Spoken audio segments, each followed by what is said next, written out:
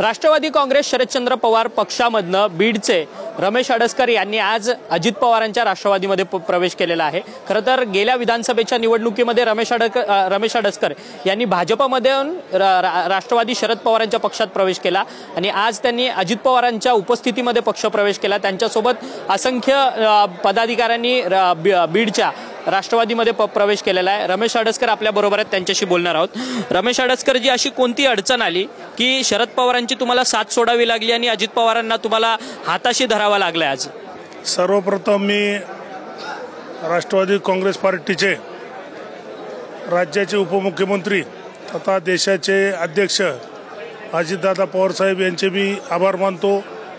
सुनील तटकरे साहेब राज्याचे अध्यक्ष यांचे मी ह्या ठिकाणी आभार मानतो की त्यांनी मला पक्षामध्ये काम करण्याची ह्या ठिकाणी संधी दिली। मी गेल्या 25-30 वर्षापासून राजकीय जीवनामध्ये काम करीत असताना माझा मतदारसंघ गेल्या 50 वर्षापासून राखीव आहे। हा राखीव मतदारसंघ असताना सुद्धा त्या ठिकाणी मी वेगवेगळ्या संस्थेच्या माध्यमातून त्या ठिकाणी काम करतो आणि काम केल्यानंतर मार्केट कमिटी असेल, जिल्हा परिषद असेल, पंचायत समिती असेल, सहकारी संस्था असतील, याच्या माध्यमातून काम करतो आणि 10-15 वर्ष सहकारी संस्थेमध्ये काम केल्यानंतर कुठल्याही कार्यकर्त्याची अपेक्षा असते की आपण ह्या ठिकाणी वरचं पद म्हणजे आमदार पद त्या ठिकाणी घेतलं पाहिजे आणि त्या दृष्टीने माझा मतदारसंघ राखीव असल्यामुळे मी गेल्या 10 वर्षापासून माजलगाव विधानसभा मतदारसंघात काम करतो आणि त्या ठिकाणी काम करीत असताना त्यावेळेस ती जागा राष्ट्रवादी काँग्रेस पार्टीला असल्यामुळं मी आमदार शरदचंद्र पवार साहेब यांची भेट सर्वप्रथम पहिल्यांदा कोल्हापूर येथे त्या ठिकाणी घेतली आणि ती भेट घेतल्यानंतर त्यांनी मला अतिशय सकारात्मक त्या ठिकाणी बोलले। असं म्हणले की तू उभारणार आहेस का? मी सांगितलं साहेब तुम्ही एवढे मोठे माणसं आहेत की तुम्ही तिकीट दिल्यानंतर मी उभारणार काय? मी त्या मतदारसंघामध्ये निवडून येणार, कारण 10 वर्षापासून मी त्या मतदारसंघामध्ये काम करतोय। माझा मूळचा जो केज मतदारसंघ आहे तो जरी राखीव असला तरी तिथला सुद्धा माणूस मी त्या ठिकाणी निवडून आणील एवढं त्या ठिकाणी सांगितलं। त्यांनी मला म्हणले तू जयंत पाटील साहेबाला यांना त्या ठिकाणी भेट। मी त्या ठिकाणी जयंत पाटील साहेबाला भेटलो, 2-3 वेळेस माझ्या भेटी झाल्या। त्यांनी म्हणले तुझं तिकीट फायनल आहे, त्याच्यामुळं मी बिनधास्त राहिलो। परंतु अशी काय खेळ्या झाल्या त्या बीड जिल्ह्यामध्ये आणि काय कारण घडलं मला काहीच माहीत नाही। ज्या बीड जिल्ह्यामध्ये पूर्वीच्या काळी शरद पवारला मानणारा बीड जिल्हा आणि त्या बीड जिल्ह्यामध्ये 1980ला सुद्धा शरद पवार साहेबांच्या विचाराचे माणसं त्या ठिकाणी आलेले होते। कालची सुद्धा परिस्थिती तीच होती, परंतु काय देव जाणे मला माहीत नाही।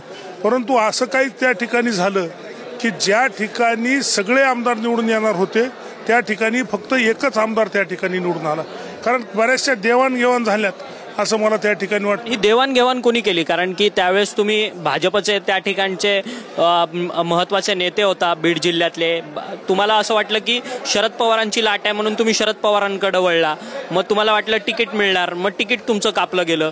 हे सगळं षडयंत्र कोणी उभं केलं? मग ते षडयंत्र आता राज्यातले जे शरद पवार साहेबांचे जे त्यांचे काम करणारे लोक आहेत आणि बीड जिल्ह्याचे जे कोणी त्यांचे खासदार असतील किंवा कोणी असतील यांनी ते षडयंत्र केलं। तुमचं थेट खासदारांवरती तुमचा बीड जिल्ह्यातला रोख आहे का की त्यांनी तिकीटं विकली म्हणून, का त्यांनी सगळ्यांनी षडयंत्र रचलं? खासदार रोख ठेवणे एवढा मोठा नाही, कारण खासदार जरांगे पाटलाच्या लाटीत आलेला आहे।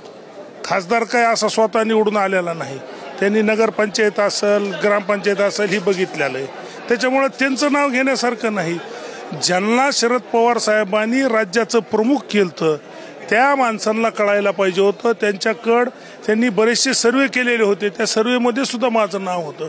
आता एखाद्या छोट्या कार्यकर्त्याला जरी तो राज्यावर जरी प्रमुख असला त्याला आष्टी मतदारसंघातली उमेदवारी दिली, एखाद्या कार्यकर्त्याला त्या ठिकाणी परळीची उमेदवारी दिली, परळीच्या उमेदवाराला तर अशी उमेदवारी दिली की त्यांना त्या बूथचे नावं सुद्धा अजून सुद्धा माहीत नाहीत, निवडणूक होऊन आता 6 महिने झाले।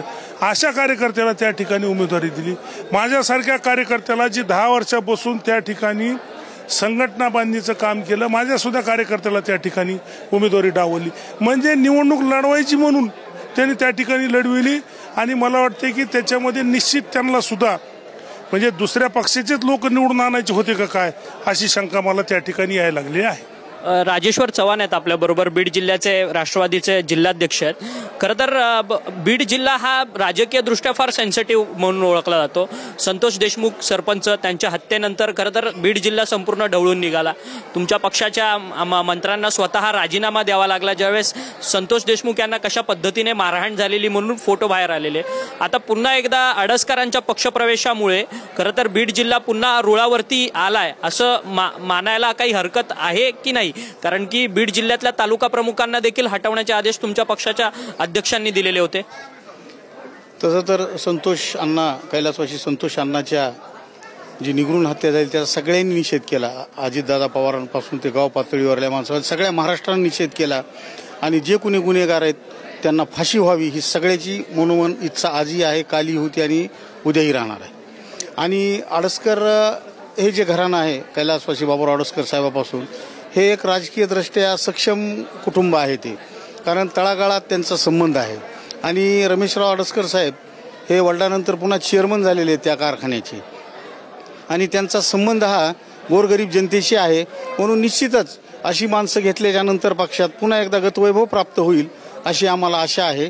आणि जी नगरपालिका आहे केजची नगरपंचायत तिथलेही नगराध्यक्ष त्यांचे सगळे सहकारी तिथली जी संघटना होती त्यांनाही घेतलेले हारून पठाण आणि हारून इनामदार साहेब हे सगळे मिळून आता पक्ष पुन्हा एकदा जोमान उभा करतील अशी अपेक्षा आहे.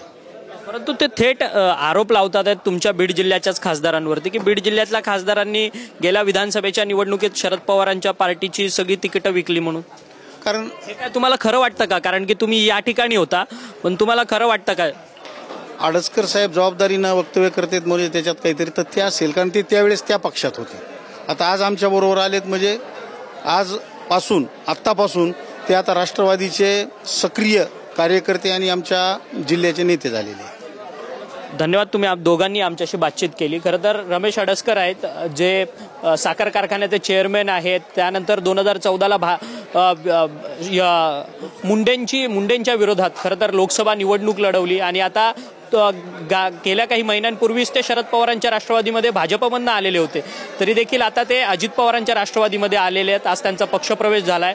संतोष देशमुख जे बीडचे सरपंच होते त्यांची निर्गुण हत्या झाली. त्यानंतर अजित पवारांच्या राष्ट्रवादीला मोठी हानी जी आहे ती त्या संपूर्ण जिल्ह्यामध्ये झालेली होती. ही संपूर्ण पोकळी भरण्याचं काम जे आहे ते आता संघटनेकडनं केलं जाईल असं मत जे आहे ते जिल्हाध्यक्ष आणि रमेश अडसकर यांच्याकडनं आपल्यासोबत बोलताना करण्यात आलेलं आहे. व्हिडिओ जर्नलिस्ट हरीश नेगीसह अक्षय मंकणी, TV9 मराठी, मुंबई.